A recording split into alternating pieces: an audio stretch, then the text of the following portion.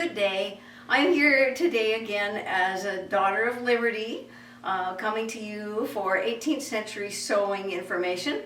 And I'm wearing a gown here that I made that is a copy of one that Martha Washington is wearing in a portrait painted by Edward Savage of the Washington family. And it portrays them as they are planning the new federal city where the center of the government is going to be.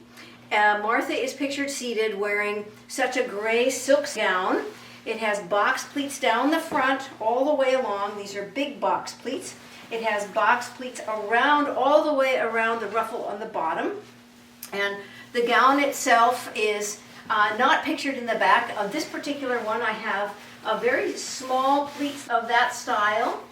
And they have a point to a V in the back.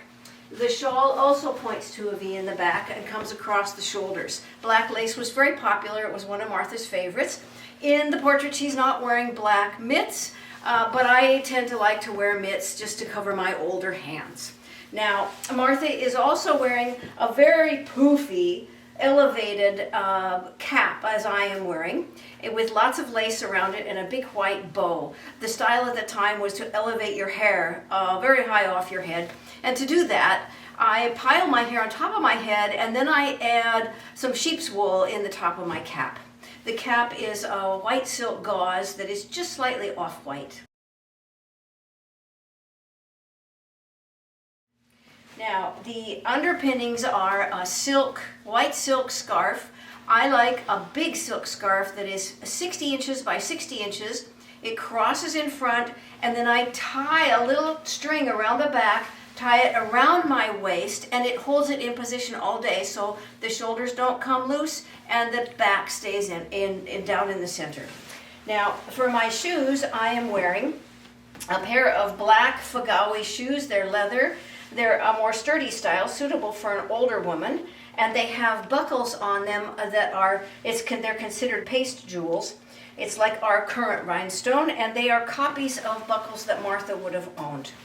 Now, on my waist, I'm carrying a very small, delicate pocket watch, if I can open it, to keep me apprised of what time it is. Other accessories that I might wear or use are a little reticule, which I have copied by using some of the silk underneath, and I have overlaid it with the black lace.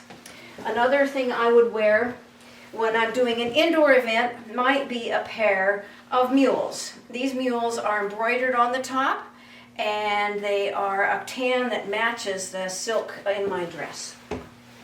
Another item that is kind of fun, this is looks like a prayer book. However, it is a cell phone and business card and money holder. So you can hide your cell phone looking period correct in case somebody has to contact you or you have to take a message or a phone call, and it looks like a prayer book. It's very, very convenient. So those are some of the little accessories that I might use. Now, tomorrow is a special event at a very historic house in Seattle, Washington, owned by the Daughters of the American Revolution. It is the Rainier Chapter House. It is on the Historic Register in Washington. And tomorrow there will be a tea. At this tea, since this house is a replica of Mount Vernon, I will dress tomorrow as Martha Washington. And I will be also demonstrating a special antique spinning wheel that is owned by the Rainier Chapter that we have restored in the last year so that it now functions, and it's a great wheel. So that's all happening tomorrow, and this is the end of our week of celebrating President's Day. It was started out this week with a celebration up at the George Washington Inn and Estate. It was a hosting of the Sequim Boys and Girls Club, and it was an outside event because of COVID restrictions. We had 40 boys and girls from the local Sequim chapter who got to tour behind the fife and drum corps. They got to vision how a musket was handled. We showed them the flax and the heritage grains that were growing, and they heard stories of Mount Vernon and its layout from various reenactors here from the Northwest.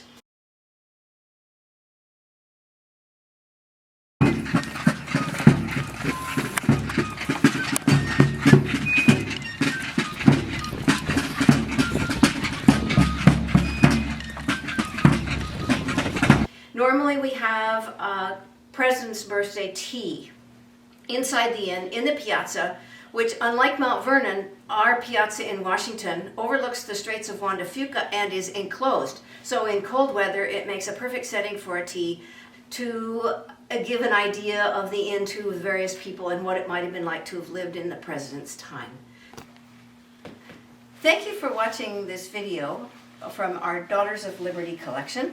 This one featuring a gray silk taffeta gown worn by Martha Washington in the late 1700s as she is seated in a portrait of the Washington family. Thank you very much.